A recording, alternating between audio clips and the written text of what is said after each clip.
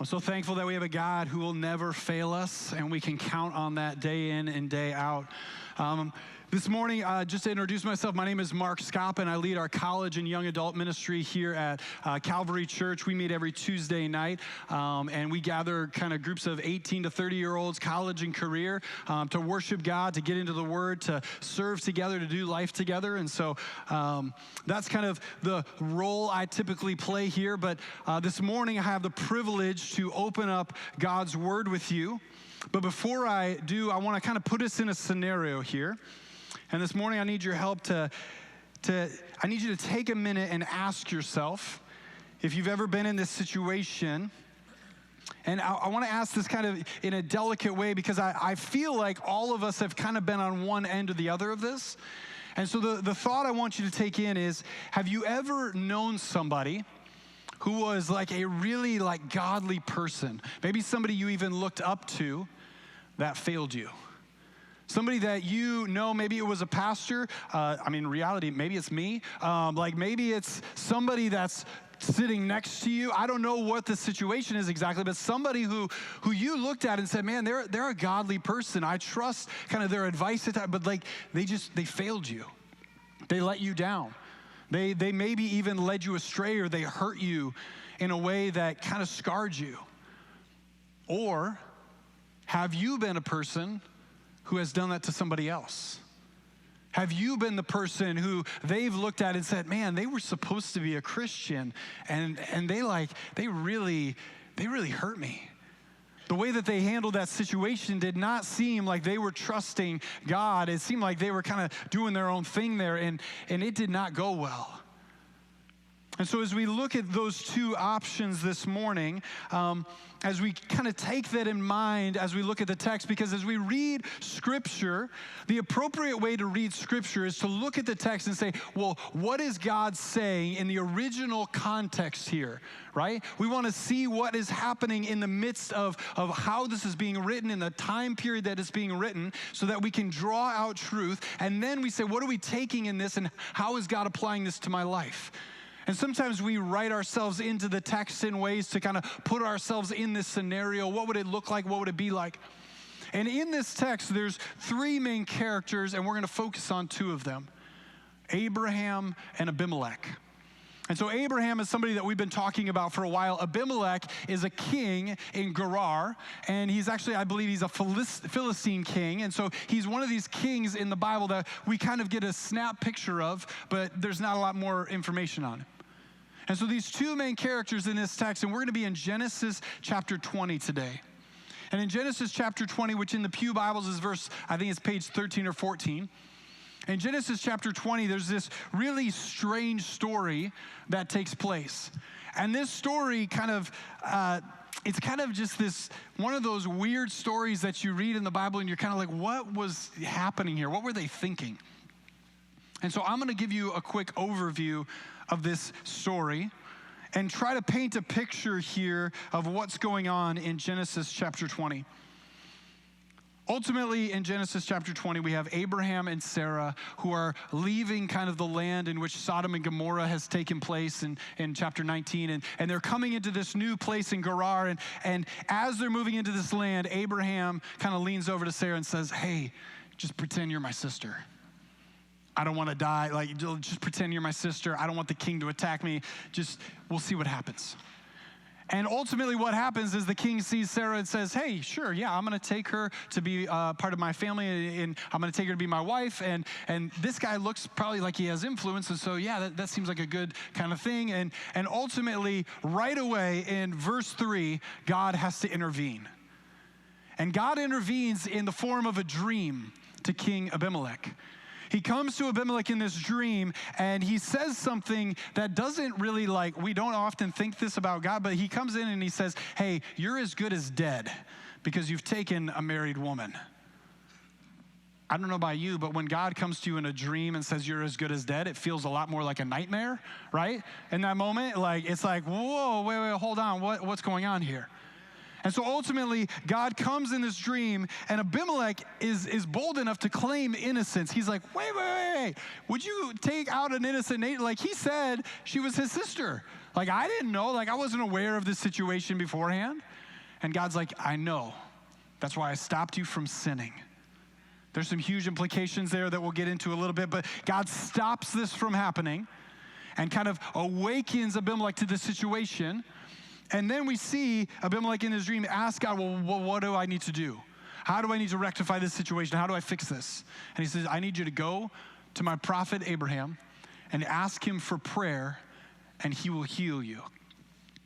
So, in this crazy scenario, we see that Abimelech rises early in the morning, and he goes to Abraham, and he basically is like, he's a little bit ticked at this point. He's like, what did you do?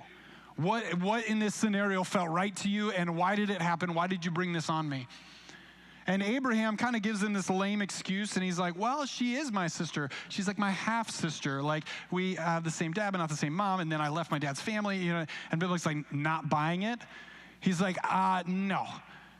But yet, Abimelech goes and he makes restitution.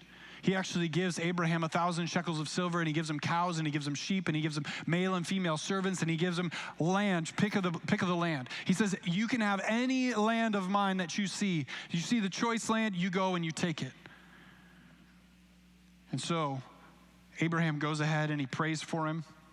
And it says that the household that had gone barren in the midst of all that had happened was able to have children again. And so I read this whole story, and it just sounds a little bit crazy. And so we want to break it down, but we're going to look at this from two different perspectives. We're going to be looking at this story from the perspective of the king, Abimelech, and then we're going to take it from the perspective of Abraham and how he's kind of walking through this story, right? So throughout the text, we're going to be kind of taking these two different men, and we're going to kind of take their perspectives as they walk through this passage in Genesis chapter 20. But before that, I think we have to recognize something that's happening here, because we have to ask ourselves, who am I in this story? Who am I in this text, right? And I don't know about you, but I don't often write myself in as the villain. Like, anybody read the Bible and be like, yeah, I'm the bad guy here. Like, no, we don't want to write ourselves in as Pharaoh with Moses, right? We're like, no, I'm more like Moses, right? Like, we tend to lean towards the hero. But in this case, it doesn't actually seem so clear. And so as we read or kind of react to this story, and as we kind of break down this text, I want us to see this main idea. Sin always comes with a cost, while obedience always comes with a blessing. Sin always comes with a cost, and obedience always comes with a blessing. And here's the reality. We don't always see the cost of our sin. It affects the people around us, and it affects the things that we're doing, but we don't always see it right away. And the reality is we don't always see right away the blessing of our obedience. Sometimes it's interesting enough to think about the craziness that happens in this world, and sometimes God chooses not to reveal these things to us right away, or sometimes even in our lifetimes. It's interesting, I had somebody come up to me after the first service, and they said, man, somebody from your church came up to me in the store and said that I should come to church this morning. And I was kind of like, well, it's going to be kind of cold. I don't really know if I want to wake up and get out of bed. And they're like, you can do it. And they pressed a little harder, and the person was like, you know what, I really needed that. And I was here this morning, and it was just so good for me to be in this place. And as I was thinking through this, I was like, I don't think whoever asked you to church this morning maybe saw you here. They might not know the blessing that you might be getting because of your obedience to follow God here. We don't always get to see everything that goes on, but we can trust that God is faithful in the midst of it. Sin always comes with a cost, while obedience always comes with a blessing. My hope is that you're sitting in your chair this morning thinking, I want the blessing. I want the blessing. I want to be in that position of obedience with God so that I can experience the blessing that He has. I'm not sure what that might be, but I want to be in that position. So let's break down these two characters, and hopefully I can paint a clear picture of how we can faithfully run after God and His blessings. And the thing we need to be reminded of is that God sees our struggle. He sees our struggle.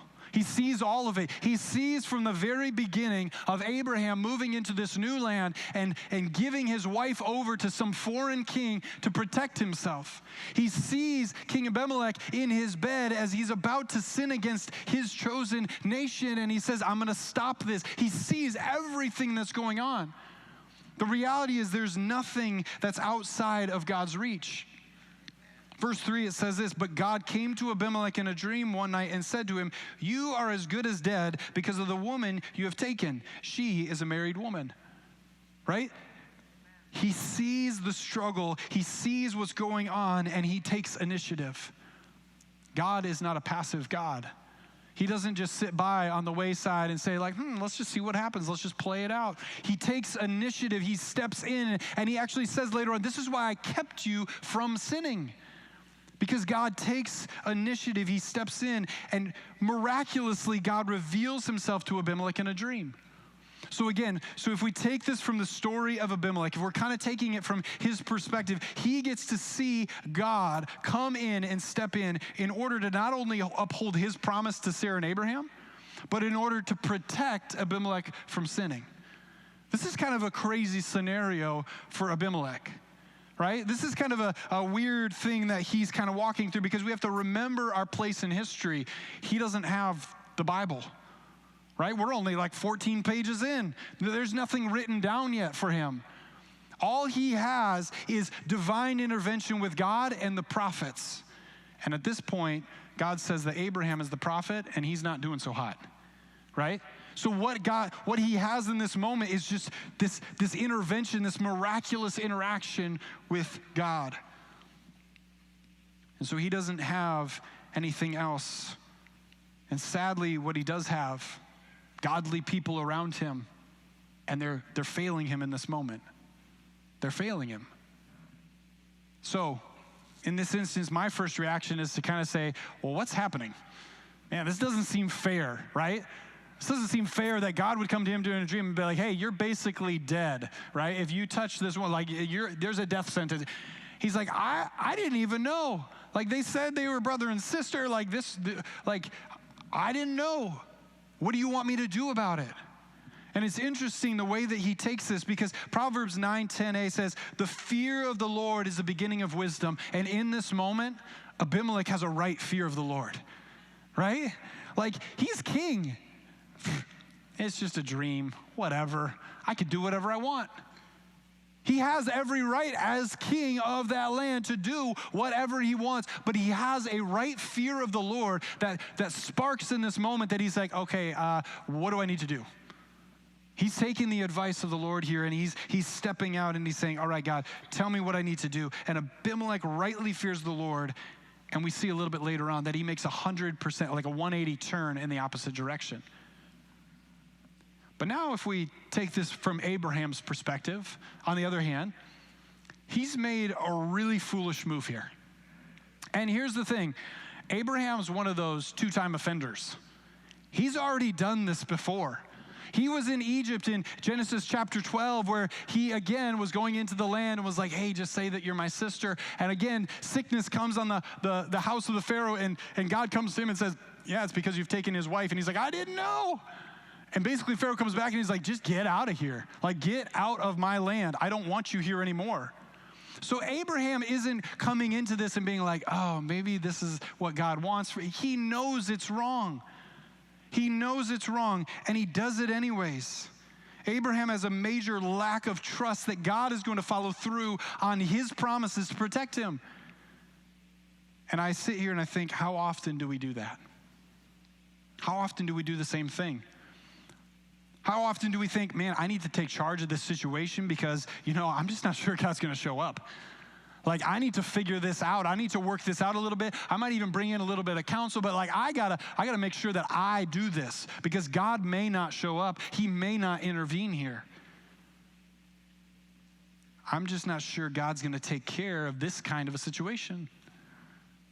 Abraham lacks trust, and I don't know about you, but that doesn't seem so far off from us a lot of times. right? Like, man, I've been looking for a spouse for so many years and it just hasn't come. So like, I better kind of take this into my own hands. I better kind of lower my standards. I better just kind of figure out what I need to do. And I got to just do this. Man, can God really pay this bill? Like, I've got credit card debt. Like, I don't think that he wants to pay that kind of thing. Like, what's going to happen next? I don't know. I better figure something out. Can God really protect my children? If I send them off to this school, or if I let them go to this place out of my house or out of my like, is he really going to protect them? Can he do that? God not only can, but he does. He not only can, but he does. He sees the struggle, and God intervenes. He takes initiative. But are we willing to bless? Are we willing to listen? That's the question. Are we willing to listen? Are we willing to follow? Because often our biggest failure in this scenario is our own lack of trust in God's ability to do what he says he will do. It's our own lack of trust, and really what it comes down to is, am I willing to trust what God has said he's willing to do, or do I need to do it myself? Do I need to take charge? Do I need to make sure that I can step in and I can protect, or I can pay it off, or I can figure this out? But giving up control not only takes a move of trust, it takes a move of obedience. And here's the thing, we don't really love obedience a lot of times. We don't really like to obey. We like to be in charge. We like to be in control. We like to do what we want to do. When it comes down to, hey, would you just obey? Like, that's for kids. They need to obey me because I'm in charge. We're God's children. We need to obey. Obedience is absolutely crucial. Verse 8 through 10, it says this: early the next morning, Abimelech summoned all his officials, and when he told them what had happened, they were very much afraid. They have a right perspective here. Wait, what? He said what? You did what? Like, okay, he said the whole household? That includes, okay, what? Right? Then Abimelech called Abraham in and said, what have you done to us? How have I wronged you that you brought such great guilt upon me and my kingdom? You have done things that you should have never, that should never be done. And Abimelech asked Abraham, what was the reason for doing this? So again, from this perspective of Abimelech's situation is revealed to him, and I love his response. It says, early the next morning, he calls in some counsel, and then he moves. Early the next morning. I don't know how early that was. I don't know if it was like he woke up at 5 a.m. or if he woke up in the middle of the night. But early the next morning, he moves to say, something's not right here, and I need to I need to do what God has called me to do here, and I need to figure this out. Like, God gave me this direction, now let's go. Let's move.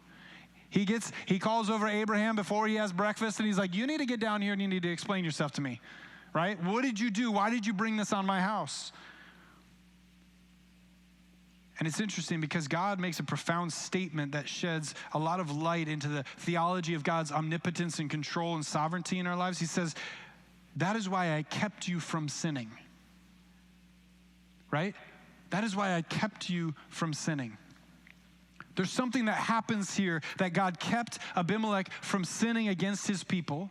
And so Abimelech rises early in the morning and he's like, okay, wait, what's going on? God moves to stop Abimelech's sin, and this has huge implications for how God works and moves in humanity. Because how much sin would happen in this world if God did not step in and stop it? And again, Abimelech has the choice. Do I die at the hand of the Father here? Or do I obey and trust that he's gonna figure this out? At the time, Abimelech doesn't even know it's sin, but as soon as he did, he turns and he seeks restitution. He seeks to turn and repent. Abraham, on the other hand, Abraham's sitting over here, and how often do we know that something is sin and we only continue down the road maybe thinking, nobody will know.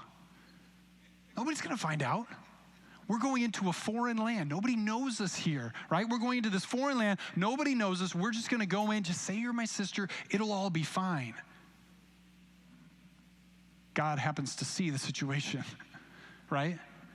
How often have we cut a quick corner at work or not shared the whole truth with a spouse or a loved one or act selfishly to get ahead? Nobody will know. My wife and I were super blessed to actually go on vacation a couple weeks ago to Mexico. And it was this amazing vacation that we did not deserve, and somebody gifted us part of this vacation, and it was just amazing. It was an awesome time away with my wife. And on that vacation, this conversation came up between us, and we were talking about kind of something random, and this thought went through my head of like, man, nobody knows us here. We get to just relax and just kind of let our hair down, and like we can just do whatever. We're in Mexico. It's great. And we're sitting at dinner one night, and we're talking, and I hear this couple next to me, and the person says, oh, yeah, and their last name, they were kind of mentioning at their room, and they said, oh, yeah, Van Dyke. And I was like, that sounds Dutch. That's weird. Maybe they're from the Netherlands. I don't know, right? And so they say this, and I look over, and I kind of hear a little conversation, and I leaned over, and I said, hey, kind of straight, is your last name Dutch? And they're like, oh, yeah. I was like, oh, where are you from? Grand Rapids. Wow. That's crazy. And they're like, oh, where are you from? I said, Grand Rapids. And so we get to talking a little bit, and they're like, yeah, we're actually from Hudsonville. And I was like, man, that's nuts. We're literally sitting right next to each other, having conversation with our spouse, and right next to us, somebody's from Hudsonville sitting at the table next to us. And so as we start to talk, they're like, oh, what do you do? And I was like, oh, I work at this church, Calvary Church off the belt. And they're like, oh, yeah, we know Calvary. And she says, I'm the women's ministry director at this church in Hudsonville. Really? That's kind of crazy. That we come halfway across the world and we meet people that live 20 minutes down the street and actually know people that we know back home. Sometimes we convince ourselves that we can get far enough away from God, that he's never going to really know, that we can do something, that we can just kind of slide it under and get by with it.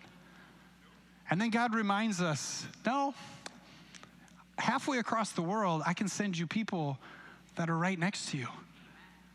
It doesn't matter where you are, it doesn't matter what you've done. You can do something in such secret that nobody will find out. I can come in somebody's dream and reveal things to them to call out your sin. Don't think that you're getting away with this. Maybe you're struggling with what Abraham was struggling with, fear. Just fear. Abraham is coming into this new land, and guess what he's doing? He's coming in and he's saying, well, what if the king sees you and wants to take you as his wife and he kills me off because I'm your husband? Like, let's just say you're my sister and we'll kind of figure this out and see what happens. Well, right away, the king is like, hey, I want her as my wife. I'm going to take her. Well, she's only your sister, so I'm going to do that. And really, the interesting thing here is that I can't help but think, how often do we bow to the God of comfort and safety so that we can control an outcome? I need to control this outcome. I can't have something bad happen here. So I'm going to control it. I'm going to do what I need to do. Because this is going to be the path of least resistance. This is going to be what's comfortable. I don't know if you recognize this. This isn't comfortable for anybody but Abraham. Sin always comes with a cost. I don't know what kind of reaction his wife had to this in this moment. I don't know what she's thinking as this king takes her away to be a part of her household. I don't know what's going on. I don't know what's going through Abimelech's mind when he finds out that this is a married woman. But sin comes with a cost. God never told Abraham that his life would be comfortable or cushy. He said, I'm going to bless you and I'm going to make a great nation out of you. Last time I checked, it's really hard to make a great nation out of somebody who's dead. Right? Abraham is fearing for his life going into this new place, and he's fearing that he is going to die. Just a couple of chapters earlier, God says, I'm going to make a great nation out of you, and you are going to have a son. Your wife is going to become pregnant and have a son. He's heard the promises. He's heard what's coming, and yet he acts in his own intuition anyways. He doesn't obey what God calls him to do. He's not saying, all right, God, we're entering into this new land. Let's see what you're going to do here. He says, well, we better kind of sneak in. We better kind of figure this out. How often do we do this? Abraham gives this lame excuse, right? Oh, I was fearful for my life. God had just promised he would give you an heir. That has to happen through you. We've heard it time and time again up to this point, and yet you're still not trusting. And Abimelech doesn't really care for Abraham's excuse, but here's the interesting thing about Abimelech. He doesn't let that stop him. He could have done what the king in Egypt did. Just get out of here. Take your wife and go. I don't want you a part of my land. Just get out of here. Abimelech is trusting God in this moment because God has said, ask my prophet to pray for you. And so he goes to Abraham and he says, here's 1,000 shekels of silver to cause restitution between me and your wife and me and you, right? I'm also going to give you cattle, and I'm going to give you sheep. I'm going to give you male and female servants. And then I'm going to give you whatever land you want. You pick the vineyards, you pick the green land, you pick the rivers, like you have whatever you want. Just please pray for me. As a man of God, pray for me. Abimelech doesn't really care for the excuse, but he doesn't let that stop him from obeying what God is calling him to do. And how often do we make excuses because we just don't want to obey? We just don't want to stop in our tracks and turn and repent and do what we know we need to do to obey God. We just want to stay in it, and we want to see if we can smooth it over. Seeing God work and do miracles here, that's what's happening. Abimelech gets to see God in a miraculous dream, and then he gets to see how God is going to play this all out. Fortunately for both parties, there's a truth about God. God is always faithful even when others are faithless. Amen. There's this truth that Abimelech actually doesn't even know yet about God. He's gonna see play out. That God is always faithful even when we are faithless. Right. Even when we struggle, even when we try to do our own thing, God is faithful. In verse 17 and 18 it says, then Abraham prayed to God, and God healed Abimelech and also healed his wife and female slaves so that they bore children. For the Lord had closed all the wombs of the house of Abimelech because of Sarah, Abraham's wife. So again, from this perspective of Abimelech, we don't know that Abimelech has this vast knowledge of who Abraham is. Like he's coming into this land. Obviously, he doesn't know them, that they're married or anything like that. And so ultimately what he does know is what God tells him in the dream. This is my prophet. Well, I don't know about you, but if you've ever been hurt by somebody who's supposed to be a person of God, this is a scenario that could have hurt, right? Like, whoa, wait, what? The guy who lied to me, the guy who is letting me enter into this sin, and you're actually having to confront me because of this? So for Abimelech, he's been wronged by the one who should have been the godly influence, the one who should have pointed him towards God.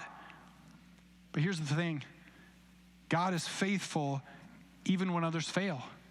I don't know how many times I've talked to people that have interacted in the church and been like, man, this place is full of a bunch of hypocrites and people who sin. Like, I don't want anything to do with it. Like, I've been wronged by people. I've been wronged by pastors. And I'm like, I get that. But here's the reality. People will always fail you. God won't. And sometimes we attribute the actions of people to God. And we try to put people in the place of God, and we try to put people's faith in the place of God, but we cannot be strayed by people who will fail us, because people will fail us. We have to be reminded of God's faithfulness, and time and time and time and time again, God is faithful, and he's faithful, and he's faithful. And so often we look at men, we look at women in our lives, and we say, well, they screwed up. That's the times we need to be reminded of when God intervenes and God is faithful. Because even when God steps in this situation, Abimelech could have gone out to Abraham. He could have kicked him out of the land. He could have done all these things, but Abimelech trusts God. He asks Abraham for prayer and is ultimately acknowledging God's faithfulness. God said that if I asked you to pray for me, you would pray for me, and my family, the situation would be fixed. And so I'm going to trust this guy who came to me in a dream. Like, I'm going to trust him, and will you pray for me? And Abimelech ultimately trusts God in this, and Abraham fleshes it out. Here's the thing. Abimelech gets to experience the blessing now. He gets to experience the blessing here because ultimately he's kind of in this confusing situation, but in his obedience to wake up early in the morning, to go to Abraham, to seek restitution, and then to ask him to pray for him, he gets to experience the blessing of what God has for him. Because obedience always comes with a blessing. You might not see it today, you might not see it tomorrow, but it always comes with a blessing. Because when we're living into God's will, when we're doing what he calls us to do, he says it is good. He says he's for us in that. And there's blessing there. His household is healed because he didn't let Abraham's sin get in the way of his trust of God. But from the perspective of Abraham, the crazy thing is he also gets to see God's faithfulness in this moment. His wife is protected in a foreign king's house, and his wife is returned to him untouched. He gets to see God's faithfulness, and I can't help but think, like, praise God for that, right? Because as much as I would like to just enter myself into this situation as the hero and think like, well, I'm the man of God, this is like, we all sin. We all have let people down, and yet God doesn't say, you know what? Discard, let's just do this again. He says, I'm going to be faithful even when you're not. I'm going to come through even when you failed. God doesn't just kind of dismiss Abraham and say, you know what? Man, too long has gone by, too much stuff. Like, I'm going to start a nation out of somebody else. He says, you know what? I made you a promise, and I'm faithful even when you're not. And so I protected your wife in this situation. And we're going to see in the next chapter that his word is true. Here's the thing. This had to be humbling for Abimelech to go to Abraham and to ask for prayer and all these kind of things. But I'm sure it was a little embarrassing for Abraham, right? This king comes to him and says, hey, you know that thing that you lied about? Your God came to me in a dream, and he told me that I need to come to you and ask you to pray for me so that my family can be healed of this thing that you never should have done to me, right? And Abraham, being the man of God, steps up and says, okay, I'll pray for you. And he actually follows through on what God asks him to do. And I can't help but think that had to be a kind of a weird interaction there. But Abraham is seeing Abimelech's obedience, and he's seeing God's faithfulness to heal, but he's also seeing God's faithfulness to protect. And so he's reminded, all right, God is faithful even though I screwed up here. I need to pray for this man and his family. I need to restore what I did through God's power. Sin always comes with a cost, and obedience always comes with a blessing. So let me be a little transparent with you this morning. The reality is, I would love to sit here and say, like, man, I am Abimelech. When I know about my sin, I turn 180, and I always seek restitution. I always confess right away. The reality is, I far often more identify with Abraham.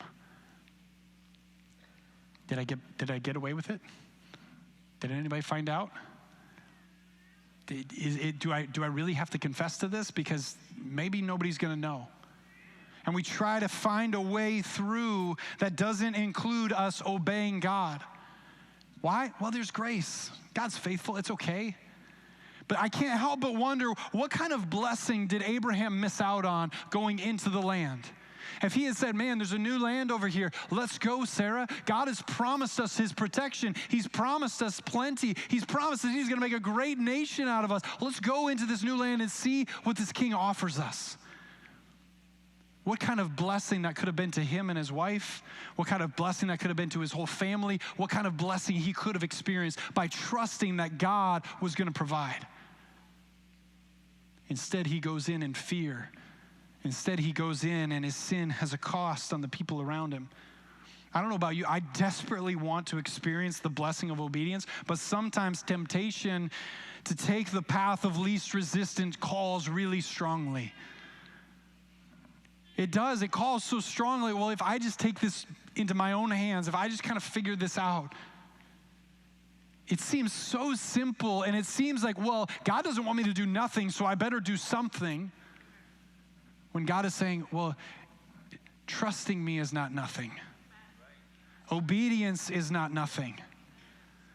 Obedience is where you need to be. And so this morning, I'm not sure what your wake-up moment will be. For Abimelech, it was, you're as good as dead, right? And the reality is, the truth is, without Jesus, we're all dead. And that should be a wake-up call for us, just that reminder that I'm dead in my trespasses and sin. When Jesus comes down and he rescues me and he says, I want a relationship with you. Are you willing to trust me? Are you willing to be obedient? Are you willing to know that I can handle whatever situation you're put in? And I can do it far more efficiently and effectively than you can. Thanks be to God that we don't have to wake up with no options. Jesus has made a way for us to confess and repent and live in the newness of life.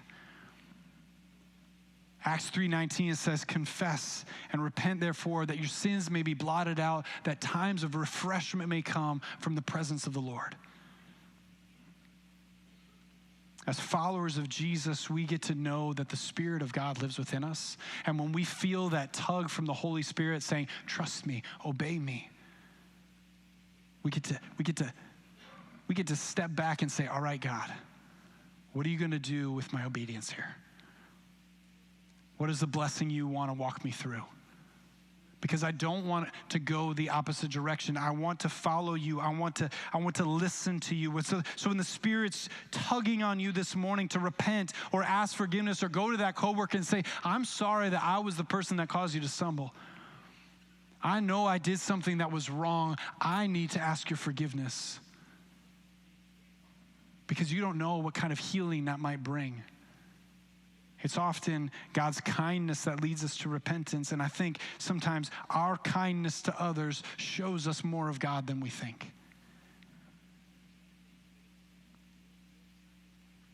Abimelech didn't have the word of God. He didn't have a knowledge of Jesus, but we do. And so we get to respond this morning with that in mind. We get to respond with obedience, trusting that the Spirit of the Lord will guide us and direct us and remind us that he is faithful. Let's run after the blessing. Let's run after the obedience that God wants for us so that we can be a people of God that are just living in that space. Not trying to dodge the sins of this world, but seeking the obedience of God and living into his blessing. Let's pray. Thank you so much for joining us for this podcast from Calvary Church. We hope this message has brought the light and hope of God's presence into your life, refreshing your soul for the journey the Lord has you on. If you have a spiritual need or would like to connect further with the work God is doing through Calvary Church, seek us out online at calvarygr.org. On our website, you can also find an archive of previous messages from this series. Thanks for listening.